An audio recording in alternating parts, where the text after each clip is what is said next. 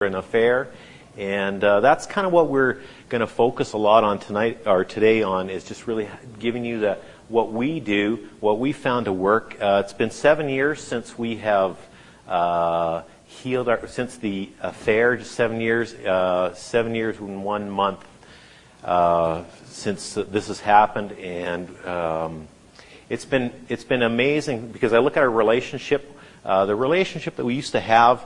Like some of you probably have heard over this weekend, that affairs can happen in good relationships, and one where you were having enough sex and where you were getting along, it can still happen. And I always describe a relationship was as, if I had to paint a picture of what it was, and I tell people it's like if you walked into Best Buy and they got that 60-inch plasma TV playing, and you see the Grand Canyon, and that's pretty amazing when you walk in and look at that. That's how we viewed our relationship. We'd read lots of books.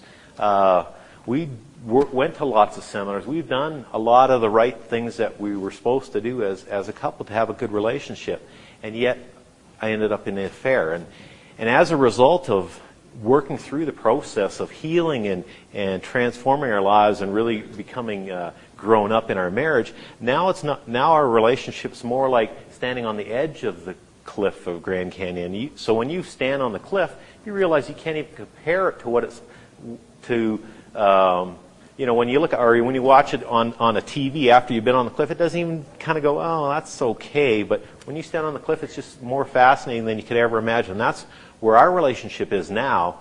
And so I appreciated last night what we heard from Tony Robbins about the exciting, passionate, lifelong relationship. And when he asked that question, well, is it true? Well, my wife was the first one, I think, to yell out, yes. So anyway, so that's where we're kind of at now.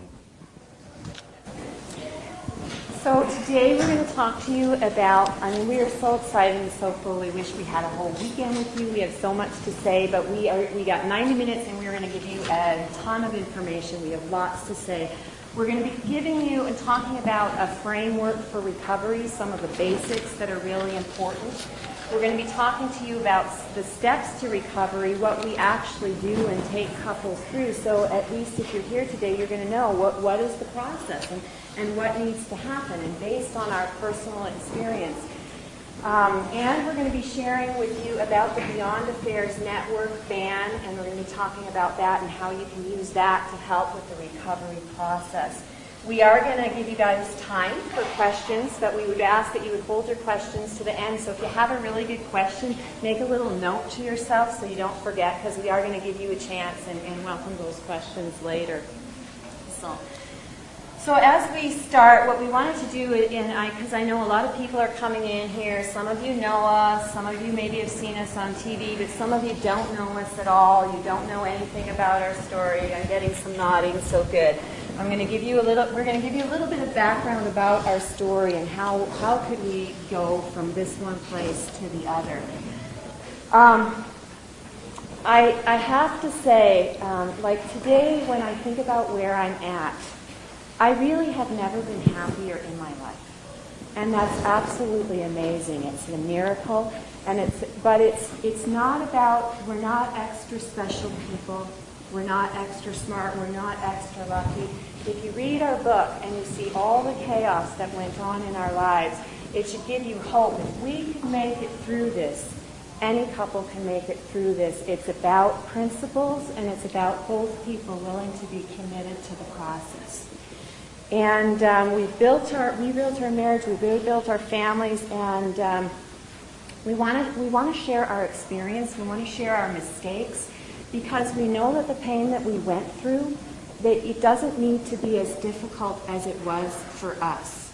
The passion that we have to share with you today is born out of the fact that once we came through and healed, we thought, what is wrong with the world?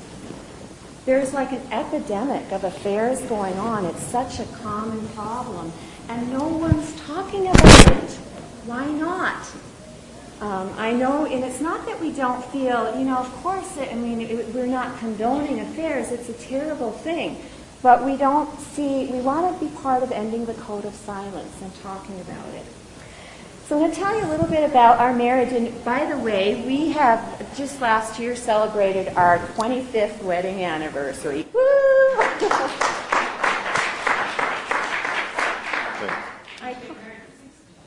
Yeah. Oh, thank you. Yeah.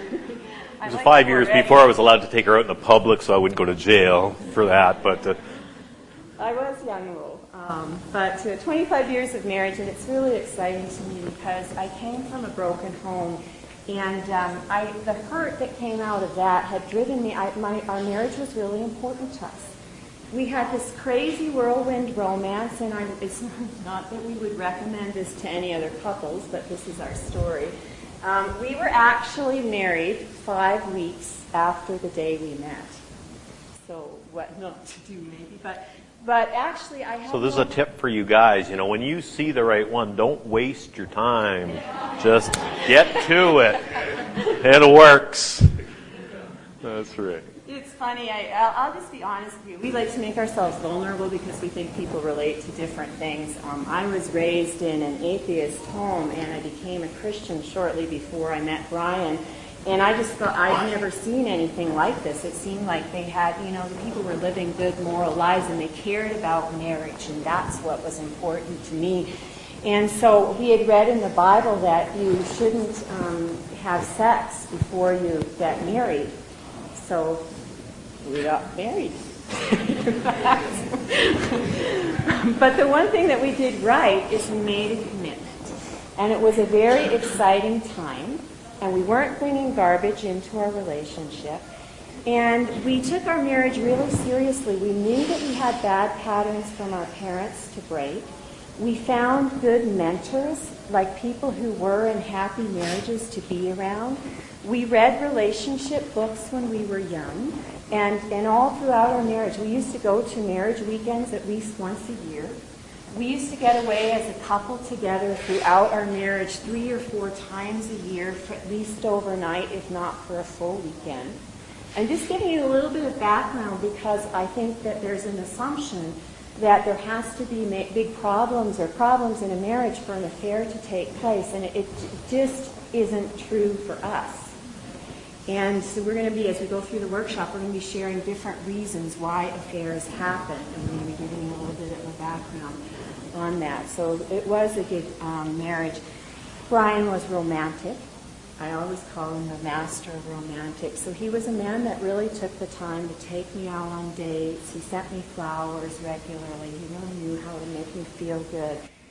So that's a little bit about our marriage. Yeah, one of the things, because we'd done those things, because we'd read these books and did these things, and we actually had a relationship that was healthy. I loved her. We had great sex. I was really unaware of how other factors can play into a person's life to make a person vulnerable to affair.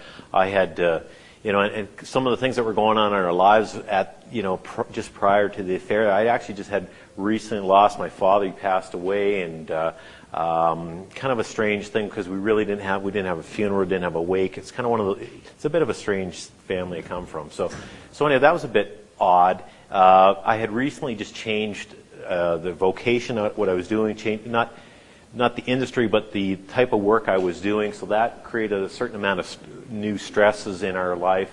And the one thing, probably a big factor, well, not a big factor, because we actually had teenage kids, and that in itself is a certain amount of, creates a certain amount of excitement in a family. It's kind of a kind way to say things, but you all know what I'm talking about. So there was things going on in our lives that really I was unaware of how they were affecting me, and so, just as in almost every other situation where infidelity occurs, you end up meeting somebody, and generally you don't meet them, and the next thing you know, you're doing something that you shouldn't be doing. But I just met this person at work. They were just kind of a person that was there. I didn't even know who they were, but over the course of the work that I was doing there, we eventually had to be. We eventually met through. It was just kind of a business thing, and we had to work together, sort of closer over the period of time, eventually we end up becoming like an acquaintance. And it sounds always so lame when I say it now because it seems so stupid. But one thing led to another, and next thing you know, we're involved. But how that all unfolded was that you start to meet, you start to see this person, you start talking about things, you start to find out there's a lot of things you have in common, and so then we just start chit chatting, and ultimately we just were kind of like friends, and but ultimately, we found out, and what we found out in doing work with other couples and in our own stories, that we don't always understand the motives of everyone else. And I want you to understand that I'm in no way excusing anything for what I've done, because I walked into this affair with my eyes wide open. I was really aware. I wasn't like I was like woke up one morning and go, "Oh, who are you?" And it was, I take full responsibility for what I've done. But as things go on, you start to develop this relationship and this friendship, and the motives of the other person are sometimes overshadowed by what has happened in a relationship. So, am I skipping too fast forward here? But so eventually, we end up the affair actually in my life started long before any sex had ever taken place, and so this friendship that I developed with this other woman, eventually, we're just kind of chit chatting, and I'm thinking I'm pretty protected. I've been off the market for I've been off the market for like 18 years. I'm married. She was married. I just thought, hey, I love my wife, so I was never really aware that something like that could happen. We had lunch together one day, and I heard all her her troubles, and actually was very empathetic to her situation, her home life. And I thought, it'd be great if her and her husband actually hung out with us. Well, so half of that equation was true, so anyway, the affair started because when I came home from that lunch appointment with this woman, I didn't forget. I just didn't tell my wife that I had done this thing, because we had already an agreement that we weren't going to have lunch with somebody else of the opposite sex when we were alone. And so I come home from work just like any other day. She goes, "How was your day?" I says, "Great." And so in my own mind, I quickly go, well, because she didn't ask me if I had lunch with another woman, so I didn't actually lie to her, and that's how it started. So that's where we started, and and eventually it ends up into the affair of what we typically know of, where there's intimate relationships and stuff like that. And then one day, after this had been going on for a while, I realized, what, I did care about her, and I didn't understand what was happening to me in a sense, but I knew it wasn't fair to her if I didn't tell her what was going on. So I came home one day, beautiful sunny day like this, and I says, "Oh, by the way, honey, I got something to tell you." And well, it took a little while to get that, to be able to say that, but I told her that I was involved with someone else, and go ahead. The great irony about that whole thing, as they share in my book, is I love to sing, but I'm not necessarily a singer. So I especially sing in my car when I'm driving alone, and that's when I can sing really loud and nobody complains about it. And the night that Brian told me about the affair, I was taking some voice lessons, and I was driving home in my car, and that Toni Braxton song was on a CD, and I'm singing away, "Unbreak my heart," and I'm just giving her, and I'm thinking, what a great song, like great melody, but boy, those words are depressing. It's a good thing I have such a great marriage, and that would never happen to me. And I come in the door, and he's got this strange, serious look on his face, and he says, "We need to talk." And I, wow. And so just to give you a little bit of, yes, lots of times it happens, and there is problems in a marriage, but it doesn't always, isn't that way. And of course, we'll share more about what we learned about our marriage as we went on. So I'm going to talk a little bit about, we're going to begin to talk about recovery, and we'll share more pieces of our story as we go through that.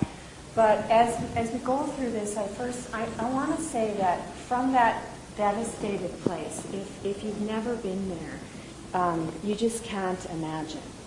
The night that Ryan told me of the affair, after he told me, I literally could not move.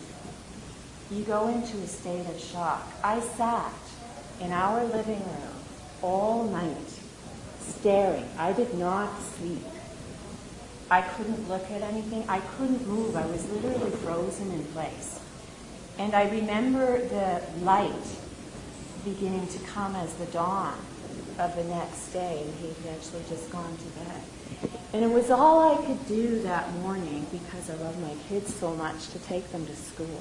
And you're functioning like a zombie. And I went to see a friend, and I want you to know that when you're in that first 3 months for me, and this is common, 3 to 6 months, you're going to go through a period of numbness and shock. If you can function and do your day-to-day life, you're amazing.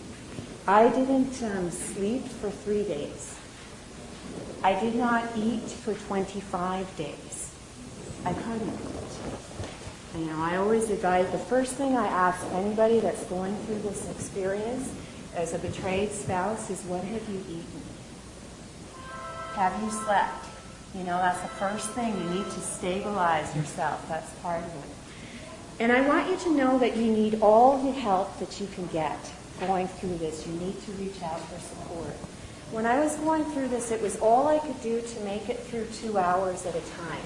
If it was 9 o'clock in the morning and I had an appointment to have coffee with a friend at 11, I would go, okay, I'm having coffee at 11. I can make it to 11. All I have to do is live to 11 o'clock. Anybody who's been there knows how this feels. And so I want to start, we're talking about different methods of support, but I want to talk about the Beyond Affairs Network, which I am the leader of. Maybe some of you have heard of Peggy Vaughn. And I want to tell you about what BAN is. We call it BAN, the initials, and I want to tell you how it can help people. BAN is an international network of support groups for betrayed spouses. And by the way, this is in the back of your handout on page, I should have a handout in front of me. Somebody look it up in the table of contents there and tell me what page. Page 10. Page 11? Okay. So giving you a little bit of background on 10 and 11. On what the Beyond Affairs Network is. It's an international network of support groups for betrayed spouses. Right now we have about 80 groups. We're in 10 countries worldwide. It's for the betrayed spouse only. It's all run by volunteers. It's absolutely free to attend. It's not for profit. We have guidelines in place for the coordinators. We actually make it, it's really not that difficult to be a coordinator, and we have a coordinator here today. She's given me permission to interview her a little bit, which I'm going to do in a second. It's a place to come together for mutual support, and it is not a replacement for anything else that people do to heal. If you're here and you need to heal from an affair, you need to reach out for all the help you can get. Sometimes people ask me, well, how did you heal and what was it work? You know what? It was a ton of books that I read, and I wouldn't sacrifice a single one of them, because in every one of the books that I read, I got some peace, some revelation, some aha moment that helped me to understand. Keep talking. Okay. That's a little distracting, but okay. Am I not on? Is it okay? Can I keep going? Okay. It was during that time we went to 2 seminars that we heard about. Neither of them that we had found dealt directly with affairs, but we went to them anyways, and there were pieces that I got from that. I went for 1.5 years of counseling. I wouldn't trade what I got from that, so you need to reach out and get all of the help that you can, and BAN is an extra thing that people, you have no idea how hard it was to wait for a counseling appointment, to wait all week for your next appointment. It seemed like an eternity. And so BAN is another place that we can go. And what happens at BAN is when people come and share their stories, it's one of the things that if people struggle with when you're going through an affair is the obsessive thoughts, thinking of it over and over again. And when you have that opportunity to share your story with people who actually understand what you're going through, it diffuses the story. you know, the first time somebody comes in, their story's all over the place. It takes them an hour to tell it. I can barely get them to say it chronologically, and it just seems like every detail is so important to them. The next time they come, they can probably tell their story in 30 minutes. The next time and it starts to diffuse the story, and it helps them to move past. Another thing that happens in a Beyond Affairs Network support group that really I don't think can happen any other setting but a peer-to-peer setting like that is the revelations. Here's an example of what happened in one of my band groups when I was leading local groups. A woman was there, and she had been married for 29 years, and she was telling us that her husband told her that in the 29 years we've been married, that he told her that he had never loved her. In all those 29 years, he's never ever loved her. And so that feels really devastating. But then the next person said, that's what my husband said to me. And the next person said, that's what my husband said to me. And the next person said, that's what my wife said to me. And the next person said, that's what my husband said. We went all the way around the room, and there was just like this moment where all of a sudden they realized it wasn't about them. This is apparently what all people who are having affairs say to their spouses to justify their actions. And you have no idea what a relief it is when you find out it's not about you. So that's something really important. So if you're here today, if you're going through it, I really encourage you to seek out a band group. If you're somebody who works with couples or you know someone, I encourage you to help them to get in touch with a band group. If you're a therapist, I would encourage you to consider sponsoring or helping a client in running a band group. I give them a lot of support and help. Our goal with band is that help like this will become as commonly available and known about. The band will become as commonly known about and available as something like Al-Anon, that no betrayed spouse is ever going to need to suffer in isolation again. So anyways, and she's such a sweetheart being able to talk. Come on up. Do you mind? Okay. This is Shelby. And give her a hand. Shelby is our coordinator for right here in Denver, Colorado. So let me just ask you, so what has it meant to you being involved? Well, first of all, how long have you been involved in band? Do you want me to tell a little bit about it? Sure. Okay, so let's see. I found out about my husband's affair in March 9th of 06, and just kind of, like Anne was saying, was seeking out help anywhere I could find it. Was just frantically looking for books and websites and that kind of thing, because that's just kind of my personality, I guess. But I also think there's this common thing when you're the betrayed spouse to just want information. So, saw their website. There wasn't a coordinator in Denver, so I just kind of, for a couple weeks, kept going back to it, hoping that someone had signed up, because I just thought, I'm not in no place to be the one in charge here of coordinating the group. So finally, I just one day decided I really need it, so I signed up, and then we got started a year ago, about June of 06. So, and we have about 17 people now on our email list. Honestly, probably no more than 3 to 5 people come to each meeting, but in terms of what it's done for me, I think you're exactly right that even if it's a small group, we all have a very, very similar experience, and it's great to hear other people say, this is what my husband or wife said, and same thing happened. We'll all say, oh my gosh, I heard that same thing. So that's been very helpful. And I was explaining to Anne earlier that now that I've kind of been through it a year and I'm doing so well personally with my life, I thought about, well, maybe I don't need band anymore. Maybe I'll turn it over to someone else. And then I really realized how much being involved helps me now in a different way, that I can kind of be there for others and have them be able to look to me and say, wow, you're doing great, and we can really get to where you are. And it's just, so that's been kind of feeding my soul now, is feeling like I'm making a difference for the new people who join. So, thank you. Yeah, give her a hand.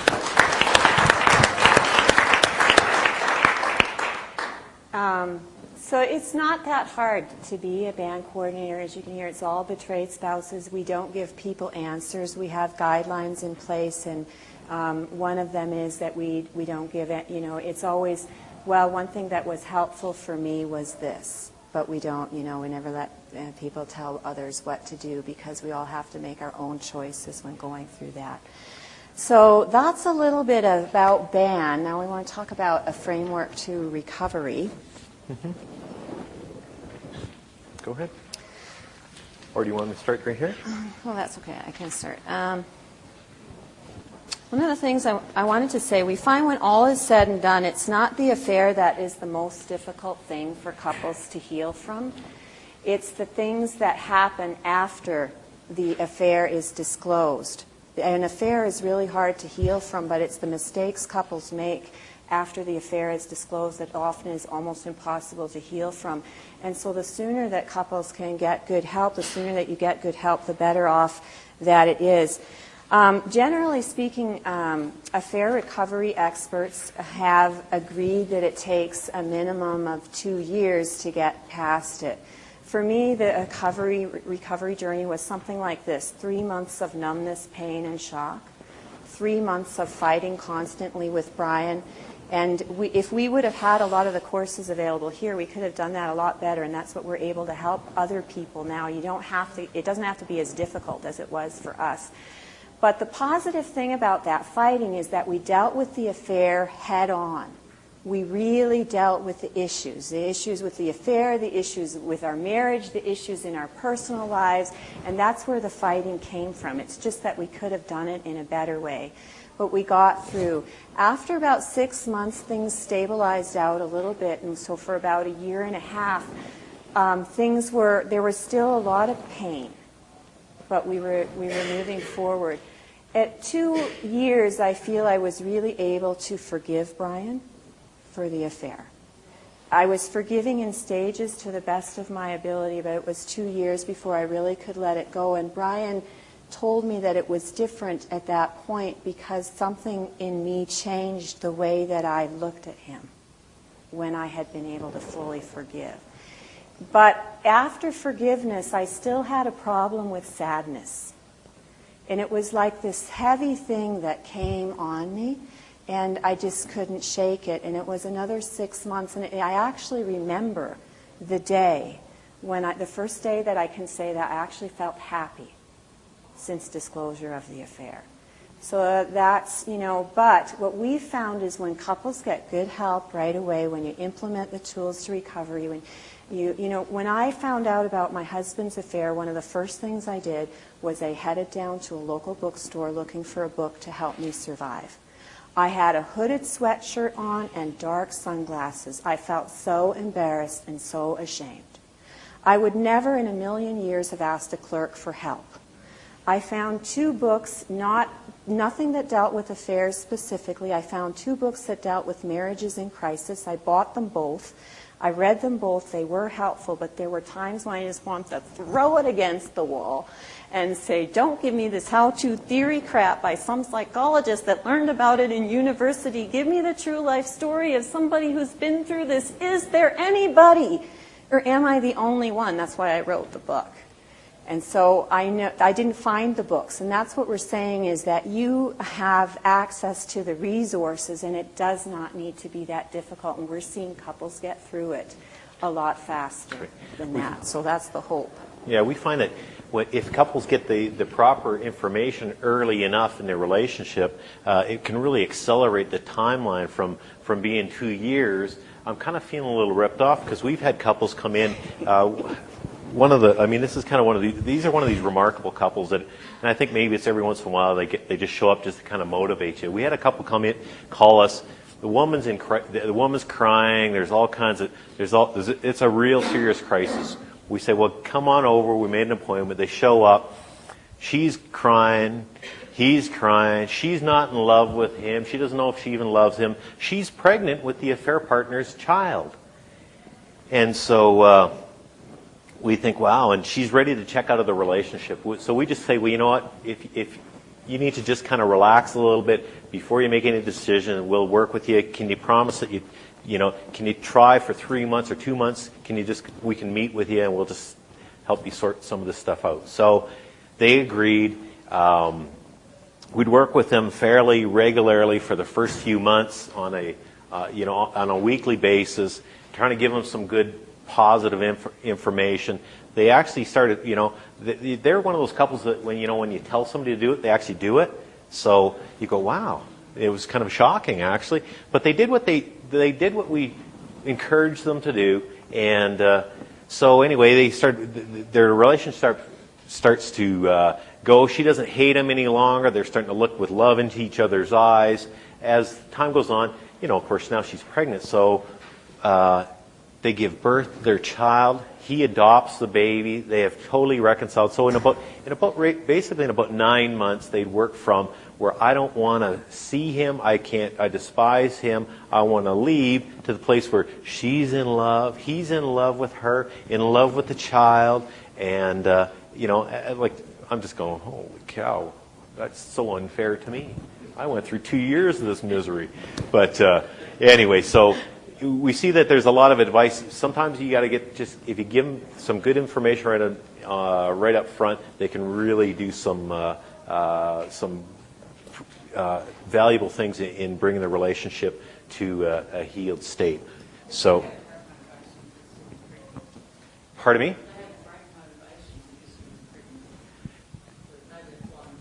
Was it the pregnancy or was it the advice? Oh, well, I like to think it was the advice, but the comment was that the pregnancy may have given her more motivation to stay and work on her marriage. Could have been, but they're still happy today. We still get cards from them, and we're excited for them. But good. They were also a strong faith-based couple, and so maybe their commitment to their faith was an important part of the reason. Yeah. So. Okay, so we're going to talk about, we said if you do the right things from the beginning and you avoid some of the big mistakes, so we want to talk about what are some of the big mistakes that people tend to make early on, and what do you need to make sure you do not do. Okay, so here we just want to kind of give you a brief list. I mean, you can take it, you can believe it. If not, if you don't, that's okay. You can do what you need to do. These are things to avoid. We didn't actually put this little list in the handout. I see some of you looking for it, so there's just a couple of things. Some of them are in the handout in a different context. But yeah.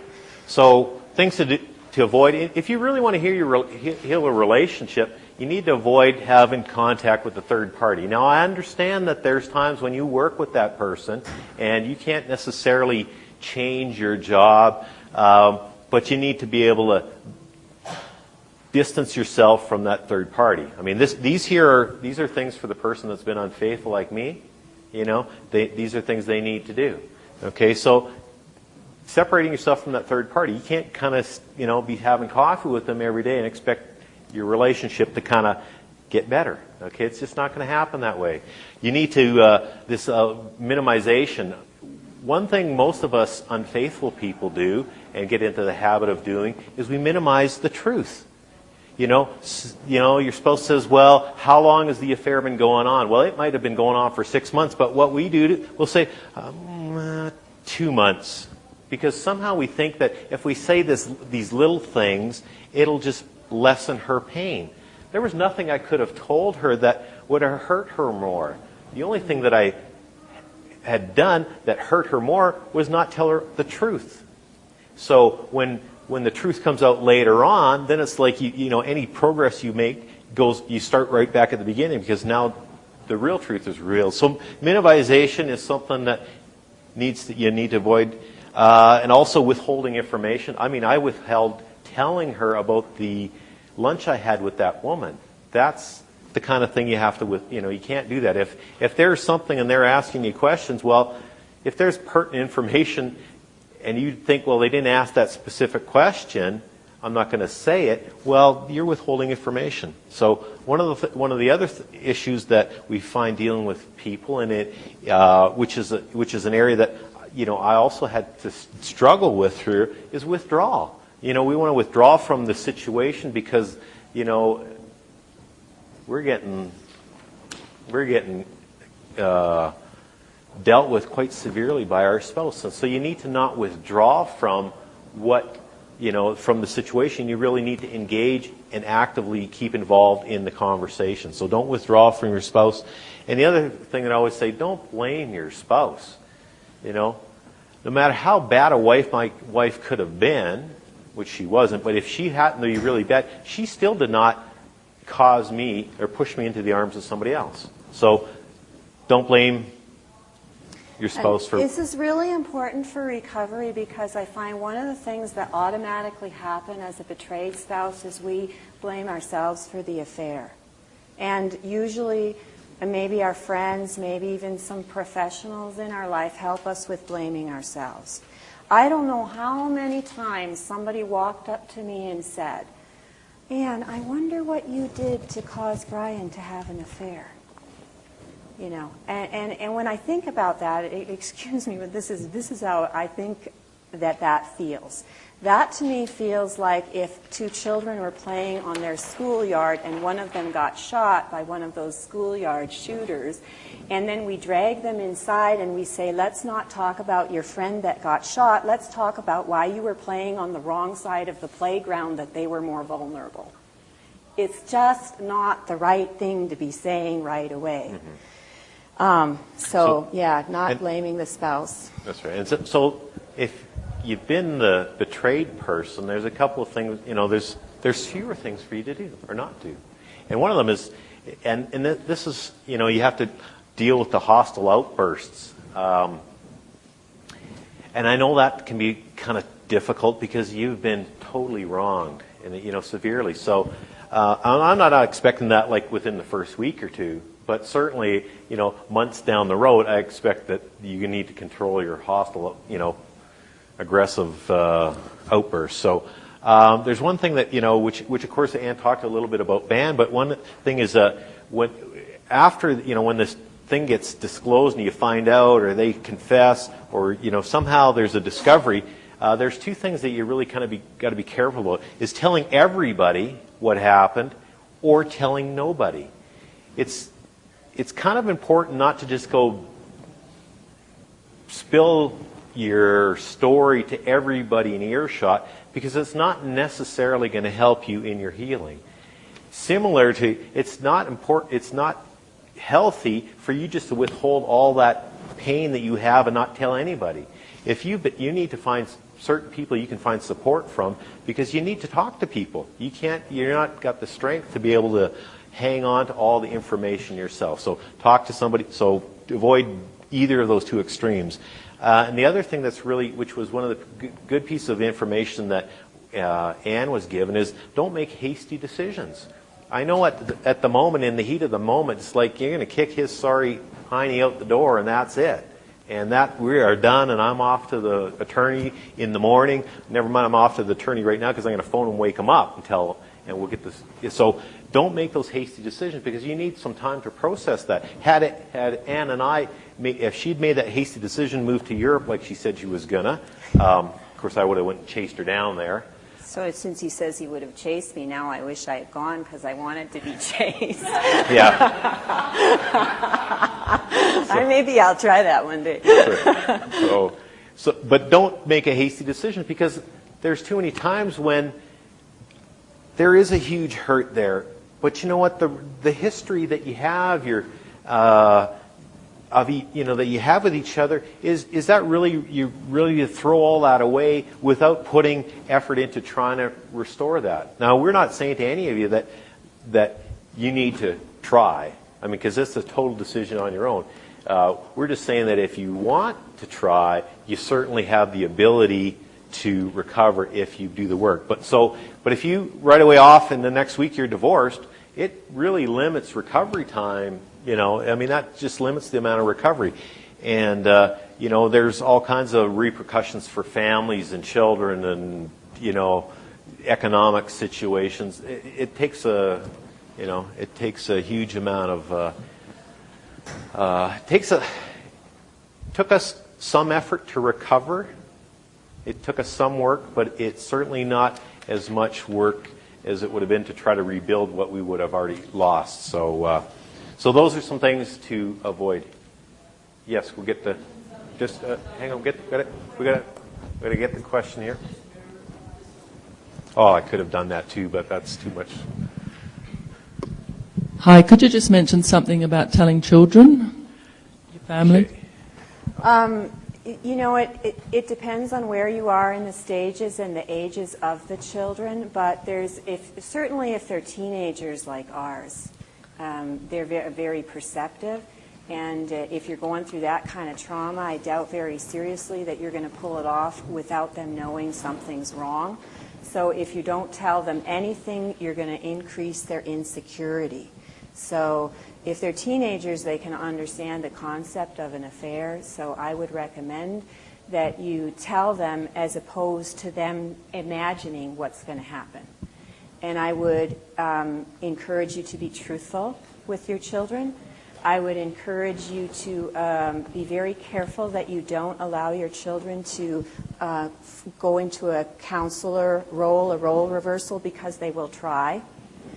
And I would encourage you just to say, to talk to what they're worried about is they're afraid. They're afraid you're going to get divorced. So you say something like, yes, Dad had an affair, I am really hurt, and I am having a hard time. But I want you to know I'm getting some good help, and we're working through it. And I told my kids, I want you to know I'm a strong lady. And I'm perfectly capable of taking care of you guys. And I'm really not sure what's going to happen in the future. That's the honesty. Don't make some promise that may not come true. I'm really not sure what's going to happen in the future, but I can tell you one thing for sure. I love you, and your dad loves you, and you're going to be okay, and we're doing our best, and I'm pretty sure, there's a good chance we're going to make it. Something in that context. We'll take one more question, then we have to move on. Right here. Sorry. I would recommend that from my perspective, I would recommend the person who's been unfaithful should be the one that has to be have the moxie to tell the children. Okay, don't let the unfaithful kind of get away without having to own up to his children and get them to look in their eyes and tell them. No, that's what I was going to say. I wasn't sure how you were going to tell the children. I thought that probably you should do it together. And but the thing that I was thinking is, if I have some people I was working with, and when we told the children about it, there were two boys. They got very angry at the person who was unfaithful, at the husband. It was the husband. And I was going to ask you about that, was there a lot of anger? And if there was, how did you work that out? Did you go to therapy with them? Did you send them to therapy? They wouldn't go. There was just one child. We had 3 children. They were 16, 14, and 12. There was just one child that had the real problem with the anger, but it definitely had an effect on all of them. It was really sad. But she refused to go. So it was a difficult time. You can read about it in the book, but I want you to know that she has come through, and they have all come through. And one of the greatest rewards that a couple can get for working through an affair in their marriage, and we never dreamed this, we were just trying to survive, but we realized that we had the opportunity to model reconciliation in front of our kids. And all of our kids have come to us privately in their own time and in their own words, and more or less said, Mom and Dad, you know what? Most of our friends' parents going through the exact same thing that you and Dad have gone through, except most of them just get divorced. You and Dad worked out your problems. We really respect you. And I want you to know, if you read our book, you'll see how crazy it was with our daughter. Yeah, because I was going to say, did you go to therapy with her? Or you said she wouldn't go to therapy, but did you sit down with her and have her let out her anger at you? No, her anger came out in different ways, but I was prepared to deal with that because I deserved that anger. So it took a while to heal that relationship with her, but now we're tight, and we're pretty excited. So she rents a room. She rents a suite in our home, and she's kind of grown up now. One thing about just before because we're going to have to hurry through here some of this stuff. One thing I will say, that it is really important in today's society where everything is always somebody else's fault, that the person who's been unfaithful just needs to be responsible. And what what I've understood since we've recovered is that my kids are now no longer able to say, well, it's your fault because of this. I can say, you know what? Your dad had to take responsibility for his decisions, so that doesn't mean you get to blame somebody else for something bad that happened to you or something you've done wrong. You take responsibility, and I think it's important that we raise kids today that are actually responsible adults where they don't always have to blame somebody else for something that didn't work out right for them. So, but that's my soapbox, so I'm going to get off that for a minute. So we want to quickly, Why? Well, should we do the point? Let's go straight to the point of one of the points there in the steps to recovery, if you flip over from the framework, is it's absolutely essential that as a couple you discover together why the affair happened. Because, and the real root causes of why the affair happened. And that's usually very hard to do in the beginning. The first reasons that an unfaithful spouse will give for having their affair is usually not the reasons. Brian told me that he was having an affair because I didn't like sports. It's embarrassing now. Don't embarrass me. So today, my security in the marriage is in the fact that we know why it happened. We can answer that question for us, but it's not the same reason for every couple. So you need to know your unique reason. And what is it that's changed? What is it that's different to ensure that it doesn't happen again? And so Brian's going to talk about that. Talking about why, because ultimately that is probably the most asked question that Anne asked me. Why did you do it? Why did you do it? I'm sure that you know people who have had an affair, and that's, the betrayed spouse wants to know, why did you do that? And I think ultimately they're more concerned about why than the affair. Because if you know why it is, you're actually able to safeguard yourself against that. If you don't understand why you ended up there, you're gonna. What's the possibility that you're gonna not do it again? Your word obviously my word wasn't strong enough the first time, so that's not going to give her any reassurance. I reassure right now because I'm fully aware of why I ended up in the affair, and I take safe precautions. And because we live in a society that likes to put everything into a formula, I created one for you so that you have that right in your handout. Right? V plus O equals A. And what that means is vulnerability plus opportunity equals an affair. And I'm not really a good writer, so that's okay, but you got it figured. Vulnerability, when you have the right amount of vulnerabilities in a person's life, given the right opportunities, you're going to create an affair.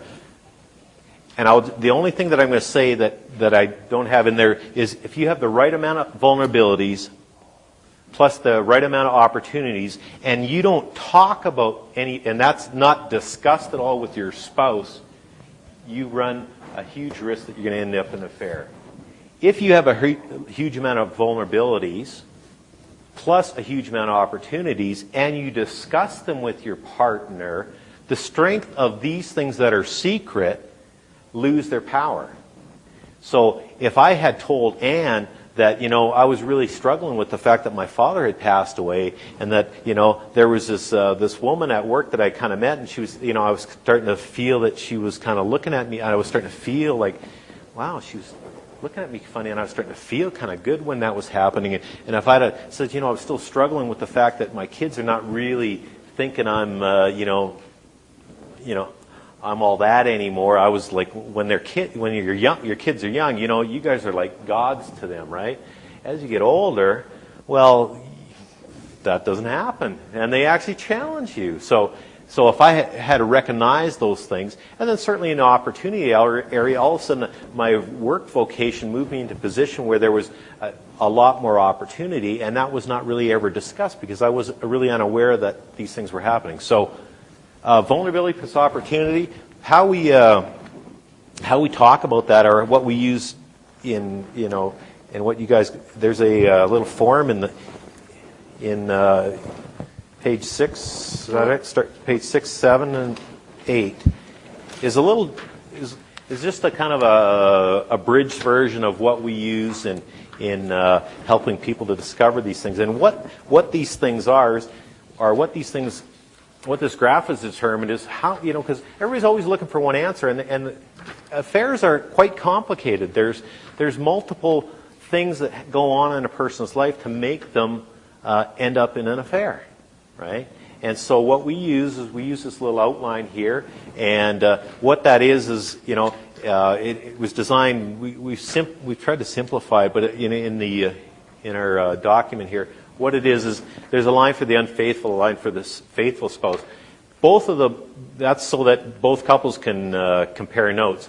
The couple, what you do is in your own life, you say, okay, well, and I usually use within sort of like the 18 to 1 year to 18 months prior to the affair, and right up to, or from prior to the affair to currently, what factors were happening in your life that that are in this box. So if in fact that you were dealing with financial setbacks, sort of within that period of time, you would tick that off as the unfaithful spouse. If the faithful spouse also recognized that the unfaithful spouse was dealing with financial setbacks in that time, they would tick that off. And then you kind of just work through this checklist of these different things. Were you feeling trapped in your job? Were you dealing with grief or loss, of someone in your family, a friend, a family member? Were you dealing with personal illness, or were you thinking that it couldn't happen to you? I thought it wouldn't happen to me. So I would say, oh yeah, that's definitely when I was dealing with it. I thought it wouldn't happen. And you start going through this checklist of vulnerabilities, and on the back, on page number, I guess that's 8, there's a list of opportunities. Now, I know this isn't very inclusive because we have expanded this from various people, but we want you guys want to do this right now, or we've got to give 5 minutes, or do we have time to go through that? Sure, I think that's a great idea, and I just want to say as we're going through that, I really want you to notice that there's 3 categories of vulnerability factors. There's personal vulnerability factors, and so when we look at our personal story, that's where Brian's vulnerabilities fell in. The grief of the loss of his father, the major transitions at work, and the problems with the teenagers were really significant in our relationship.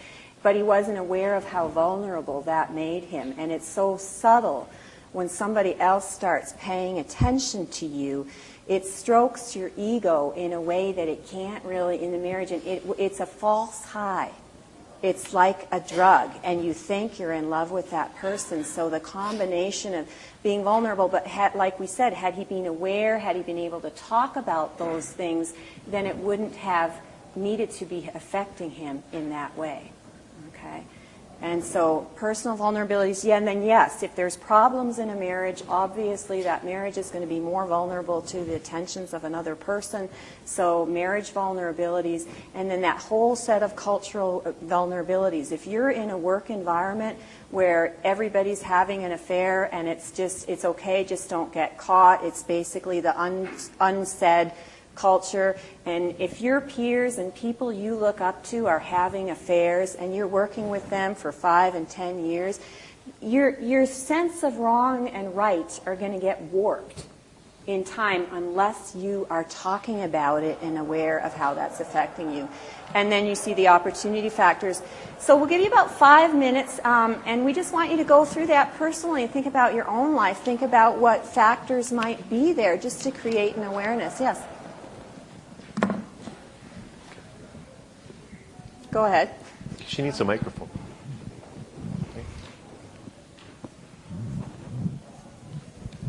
What I don't see on the list is lack of integrity.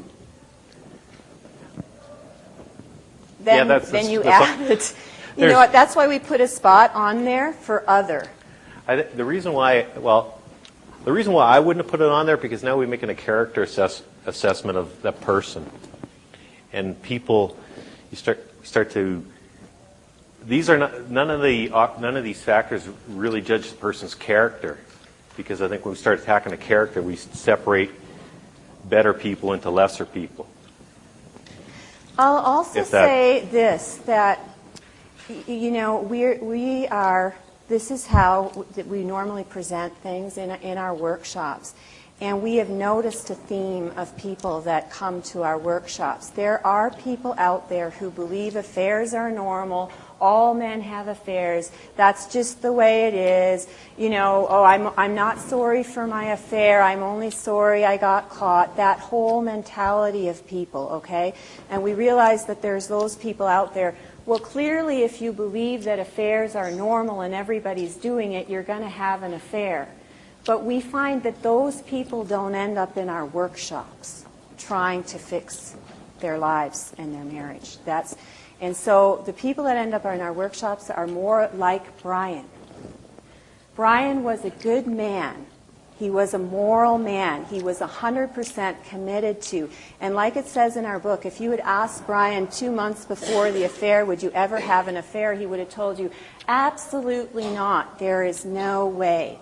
So we're not excusing the affair, and yes, he made the decisions all along to do it, but the problem was a lack of awareness. And had we had a workshop like this one, pre-affair, if we'd had an ability to look at all the things, because clearly there are many marriages that remain monogamous for a lifetime, and affairs don't need to happen. But what you don't know does hurt you.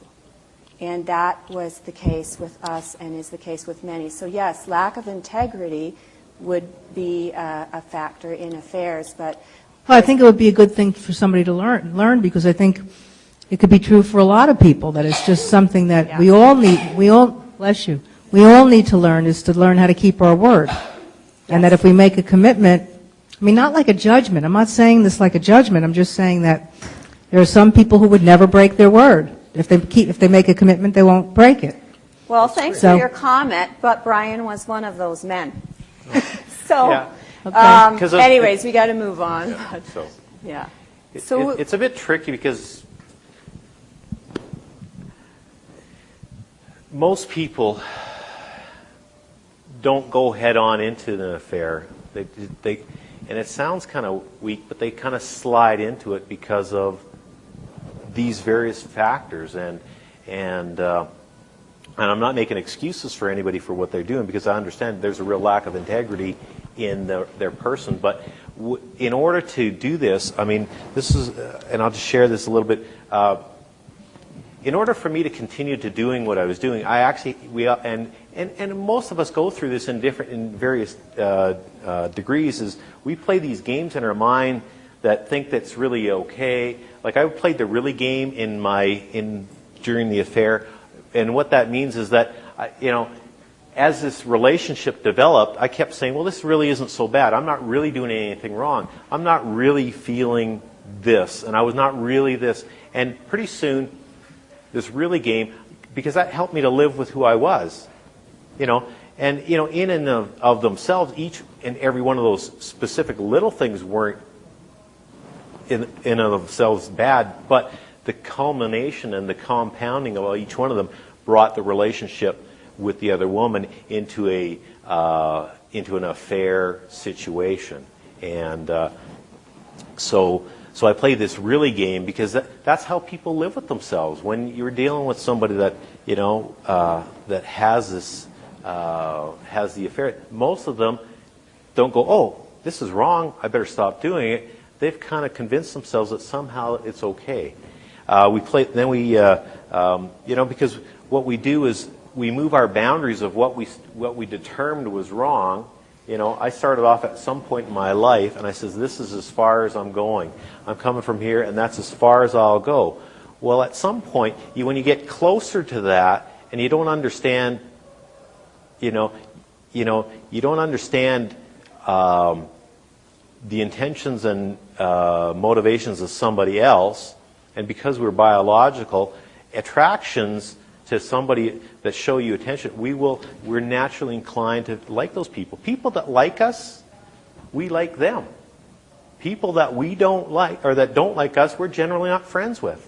So we're naturally gravitate to the attention and affections and admirations of somebody else. So I started off here, and then this other person comes along in my life, and I'm not.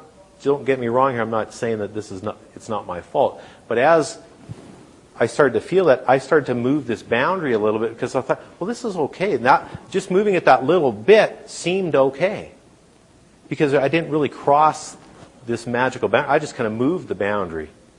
And I moved the boundary, and pretty soon people moved the boundary so far that there's this huge gap where they started off, and they weren't intentionally trying to do that, but that's how we're drawn. I'll just add one comment to that, too, that because we are talking about recovery, like when we do our prevention workshops, that's where integrity is one of the steps to prevention, but a little late when we're recovering. We need to get it back as part of the healing journey or establish it in the first place. But one of the biggest problems that couples have in healing from an affair is the betrayed spouse says, "How could he do this to me?" And there's a problem with that question in their thinking, which is a normal question, and the question implies intent. As if Brian woke up one morning and thought to himself, "I know, I think I'll hurt Anne today. I wonder what malicious and nasty thing I can think of to do to really, an affair, that's a great idea, that will really hurt her." It's subtle. He didn't intend to hurt me. Yes, he hurt me unbelievably, but his intention was not to hurt me, so it wasn't like he did it to me as an intent type of a thing. And the reason why it's really important to understand these whys of the affair and to begin to see the other side is, as a betrayed spouse, if you think, "I could never do such a thing," but your spouse did it, you can't heal your marriage to where it needs to go from that point on, because it's like this. You think your character is up here and your spouse's character is down here, and if that's what you believe and that's your perception of your marriage relationship, you cannot go back to having reconciliation and a passionate relationship again. You can't have a superior spouse in the relationship. So it's a real stretch for me. It isn't easy. It's very hard for me to imagine that I could ever have had an affair because I feel like I would just say no. However, one of the steps to recovery is talking about it, and I had to come into Brian's world. I had to listen to him in my pain. I had to begin to come into his brain and see things from his point of view, and I had to be able to say, okay, I see and I understand. It's hard for me. But if I'd had your childhood, if I'd had your hurts in your life, if I'd had your maybe inability to communicate, if I'd had your pain that you were going through at that time, if I'd felt like I had no one to talk to, if I didn't have friends to connection to talk to like you didn't at that time, and if it was really subtle and that little thing was happening, maybe it could have happened to me. And it really helps in reconciling a marriage to be able to, it's a stretch, it's hard, and you can't do it too soon. But somewhere along the line, you're going to have to be able to come into the other person's world. Could I just ask if your perspective is in the book as well? Yeah, parts of it. I don't write quite as much, so, but my perspective on a lot of things is there. Yeah. And by the way, our daughter who was 16 at the time of the affair, she's 23 now. She's also written pieces for the book, which is quite unique. So you see the whole family dynamic, and it's really neat to see. Okay. Adding to what you were saying about trying to visualize it from his perspective, another thing that I found to be true is those people who can find it impossible to imagine how somebody could do something like that. It doesn't matter if it's a murder or any other atrocious behavior that somebody could do. Maybe those people would never really do that kind of a thing, but they would do things that are equally horrible. The difference is when we do bad things, we justify them and have all kinds of reasons why they're not as bad as what the other person did. And so if we can, at some level, find or take time to evaluate how have we done things to hurt other people? Yes. That makes it easier for us to accept the fact that somebody else could have hurt us in this really deep way. Thank So you that's for just sharing something. that. That's a great point, and that's a really important part in the recovery process. Everyone's so excited they want to talk. Yeah. Okay, we'll have one question. Go ahead. Do you have resources or referrals for people whose partners do leave them and they have to deal with the affair on their own? Yes, some of the books, we have a list of recommended books would be good for them to read, and probably you can write to me and I will send you more information, but go ahead, you want to share. Ban is definitely not just for people who are working out their marriage, so I'm going through a divorce, so. Thanks. So one of the other things that we find really helpful in the recovery process, and which we've had to learn because trying to work through this takes a great amount of work, because the situation is very volatile, emotions are really run high, and we have found that in order for our relationship to heal, we have to learn how to be able to communicate effectively. In what we do, we take couples through a process where they can actually learn how to understand each other and be able to communicate in ways that each other hears. You know, I mean, most of us are familiar with the 5 love languages, right? You know, most of us want to receive love in the way that we need it. But generally, we tend to give it in the way we receive it, and a lot of times our partner doesn't get it. And it's similar to in communication. We have found that helping people recover means being able to speak their language. And so that has really been a strong dynamic for us, because our relationship styles, our personal styles are quite different, uniquely different. Anne is very, if we deal with just conflict, I actually don't have a problem getting into conflict and having a little argument, if that's, He loves to engage in an argument, and preferably right away. But my wife, on the other hand, would rather think about it for a day or two and then talk about it. So we had issues all of a sudden. We'll talk about something. She'll want to withdraw. And for me, I'm just kind of like, man, what are you doing? How could you do that? And then I'm kind of upset because she's not engaging. So then, after we kind of like, she sort of, she appeases me for a while. But then 2 days later, she says, well, I've been thinking about that. And I'm thinking about what? And I have no idea what she was I can't even remember. So we've helped couples to learn how to be able to communicate, so that when I'm talking with Anne, I communicate to her and she actually hears what I'm saying. And when she talks to me so that I hear what she's saying. Because a lot of times most couples will get into that communication style where they are not really making sense to each other. And on this particular issue, it is very important that both people feel heard and understood. It's just not that Anne had to, Anne had to be understood. I needed to be understood too. Part of the other thing, I guess, what we like doing is really helping couples learn how to fight right. Because, if you read in our story, there was a time when the police showed up at our house.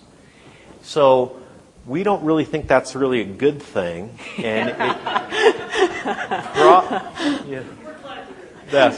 it's not really the most profitable way to heal a relationship to have the police show up. So we had to learn how to fight right, so that we can fight without hurting each other. Right? So some of that is a skill that you have to learn. So I'm going to say, I know we're going to move on, and we're not going to do the exercise because clearly everybody just wants to hear what we have to say, and we only have this time, so we're moving on. But just to know that is something that you can go through as a couple, see how many vulnerability factors you are, and then talk about them together. And it can begin to stimulate the important conversations that are a part of healing, and just open your minds to the fact that affairs don't happen in a box. And there are many, many factors that add up and contribute to what's been happening here. So it's just a tool to help you think about those different things. And I want to add to what Brian's saying. When we do our Healing from Affairs weekends with couples, one of the first things we do, because healing from an affair, part of it, as we have the point on there, you got to talk with your spouse. You need to know how to do that, and you can do that in a way that builds intimacy and makes you feel closer instead of doing more damage. And those are skills that you have to learn how to do. Healing from an affair is going to tax your communication skills to the absolute maximum. So even if you have relatively good communication skills, it's a good time to be tweaking those up.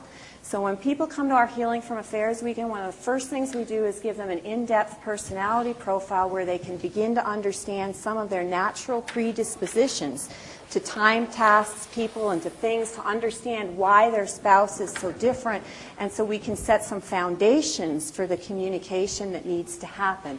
You need to know active listening techniques, how to really listen to your spouse. And that said, sometimes the only way you're going to be able to communicate with your spouse is to write letters. A lot of our original letters actually appear in the book because our emotions were so heightened, there is just no way we could get a complete thought across. The beauty of a letter is you can think about what you're saying, you can proofread it to make sure you didn't accidentally say something that you didn't mean to say, and then you can... your spouse doesn't have to read it in front of you, worried about your reaction to what they're reading. They can the best thing that do she's it. not saying is that they don't talk back. You give them the letter, you don't have to have an argument, you're just going to go, oh, here you go, and there they are. They get to read that. So those tips, we're going to have a couple minutes for questions. One thing that well, we're going to get right to you. You're going to be the first question. But one thing that I want to say that is really important in the whole recovery process, which gets overlooked sometimes, I will say, is that you really need to have this. Thanks. This is vitally important to the healing process. Okay. For I the know people you on said, the well, tape, he wrote fun on a flip chart. could have fun. Well, it could be, yeah.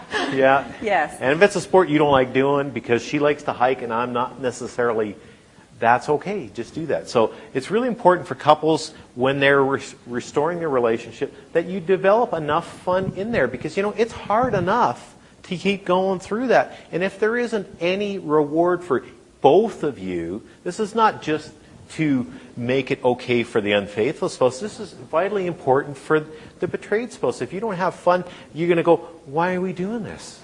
Man, this is just so hard.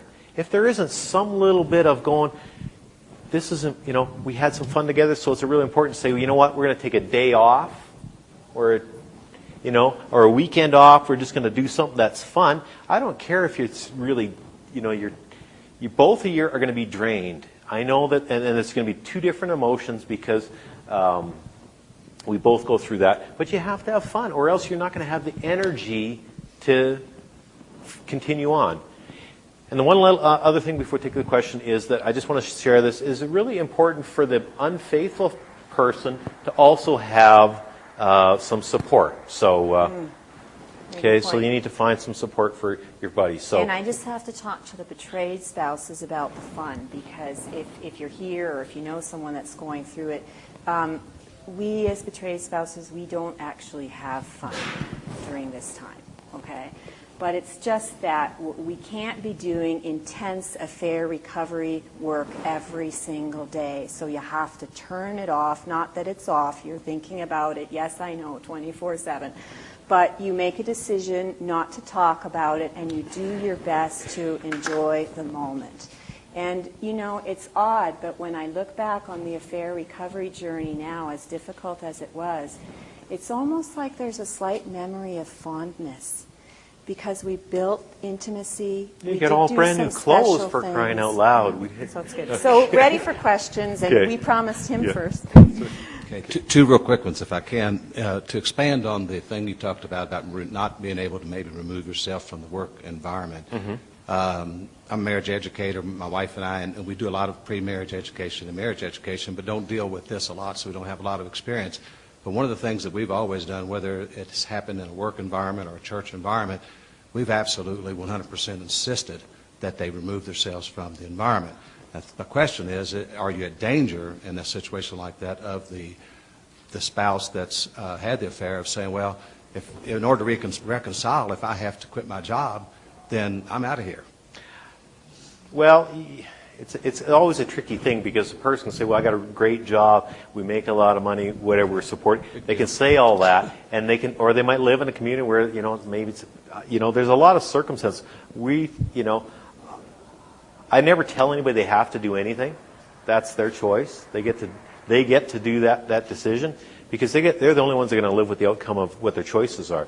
We recommend that you separate yourself from that. And if it means taking lunch at different times, if it means, transferring to a different part of the company or organization, then you need to. I think if it's,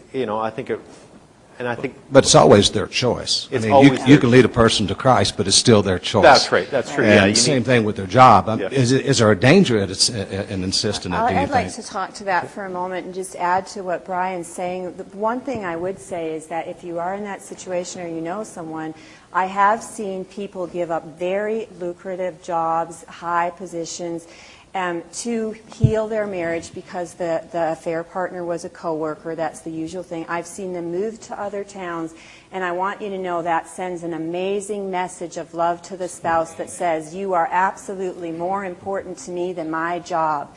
And those people may go through a little bit of sacrifices, but I can guarantee you that their marriages heal a lot quicker because that's such a powerful message.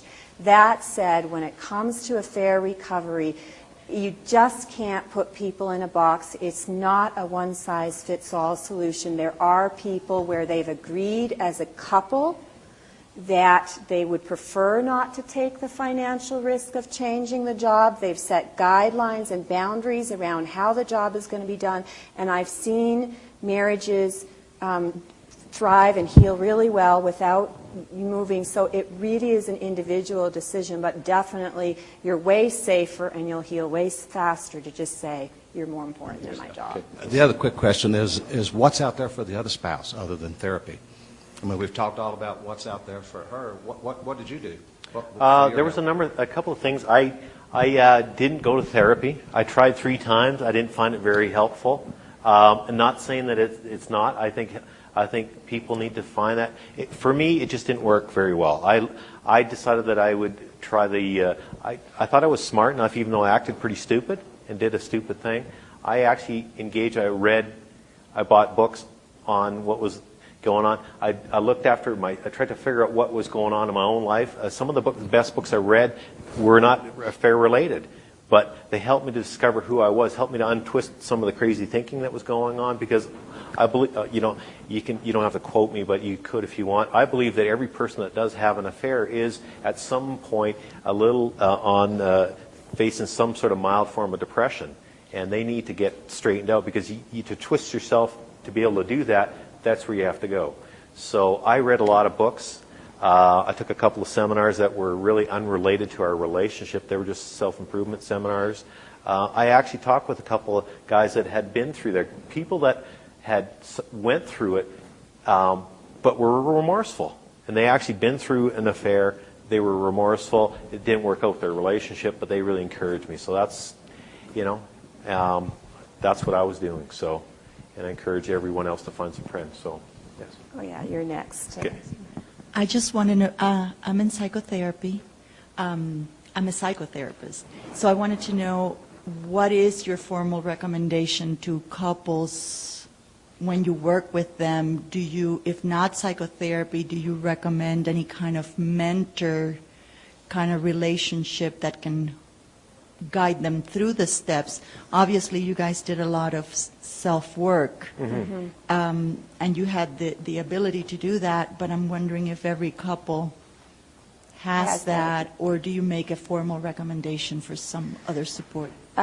We listen very closely to people often ask me, what is your approach to helping couples heal from affairs? And I'm like, my approach is to listen to them and then develop my approach. I don't find a one-size-fits-all solution is fair, and they need to be listened to. And then I will tell them about all the different ways, and therapy and psychotherapy is definitely one of the things we talk about as well as therapists. But yes, peer support, seminars are good for some people. you know, we give them a list of all the different things that are. Now, one thing I will say that if people come to us and I can tell there's deeper issues right away, then I will say so, and say, you know, because, you know, not every couple's in the same boat, and some people do have deeper personal issues. And that maybe relates to another question with regard to should it be couples therapy or should it